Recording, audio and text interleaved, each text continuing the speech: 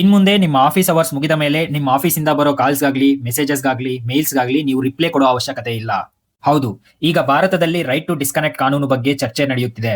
ಇದುವರೆಗೂ ಸಾಯಂಕಾಲ 5 ಗಂಟೆ ಆದ್ರೂ ನಿಮ್ಮ ಆಫೀಸ್ ಅವರ್ಸ್ ಮುಗಿದರೂ ಆಫೀಸಿಂದ ಬರೋ ಕಾಲ್ಸ್ಗೆ ಮೇಲ್ಸ್ಗೆ ಮೆಸೇಜಸ್ಗೆ ನೀವು ರಿಪ್ಲೈ ಕೊಡಬೇಕಾಗಿತ್ತು. ಆದ್ರೆ ಈಗ ಹೊಸ ಪ್ರಸ್ತಾವನೆ ಪ್ರಕಾರ ಲಾಗೌಟ್ ಅಂದ್ರೆ ಲಾಗೌಟ್ ಅಷ್ಟೇ, ಮತ್ತೆ ನಿಮ್ಮನ್ನು ಯಾರು ಡಿಸ್ಟರ್ಬ್ ಮಾಡಬಾರದು.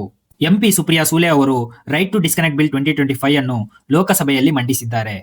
ಇದು ಎಂಪ್ಲಾಯೀಸ್ಗೆ ಆಫೀಸ್ ಅವರ್ಸ್ ನಂತರ ಬಂದ ಕೆಲಸದ ಸಂವಹನವನ್ನು ನಿರ್ಲಕ್ಷಿಸುವ ಹಕ್ಕು ನೀಡುತ್ತದೆ.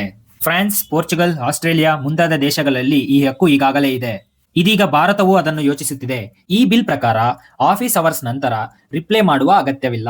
ಆಫೀಸಿಂದ ಬರೋ ಕಾಲ್ಸ್ನ ನೀವು ರಿಸೀವ್ ಮಾಡದೇ ಇದ್ರೂ ನಿಮಗೆ ಯಾವುದೇ ರೀತಿ ಪನಿಷ್ಮೆಂಟ್ ಇರೋದಿಲ್ಲ. ಆಫೀಸ್ ಅವರ್ಸ್ ನಂತರ ಕೆಲಸ ಮಾಡಿದರೆ ಓವರ್ ಟೈಮ್ ಪಾವತಿ ನೀಡಲೇಬೇಕು. ಕಂಪನಿ ಏನಾದರೂ ಈ ನಿಯಮಗಳನ್ನು ಪಾಲಿಸದಿದ್ದರೆ ಅವರಿಗೆ ದಂಡ ಕೂಡ ವಿಧಿಸಲಾಗುತ್ತದೆ. ಈ ಬಿಲ್ಲು ಸ್ಟ್ರೆಸ್, ಬರ್ನ್ಔಟ್ ಮತ್ತು 24/7 ಬಾಸ್ ಪ್ರೆಷರ್ ಅನ್ನು ಕಡಿಮೆ ಮಾಡುತ್ತೆ. ಆದ್ರೆ ಇಲ್ಲೊಂದು ಟ್ವಿಸ್ಟ್ ಇದೆ. ಇದು ಒಂದು ಪ್ರೈವೇಟ್ ಮೆಂಬರ್ ಬಿಲ್. ಇಂತಹ ಬಿಲ್ಗಳು ಭಾರತದಲ್ಲಿ ಬಹಳ ವಿರಳವಾಗಿ ಕಾನೂನಾಗುತ್ತವೆ.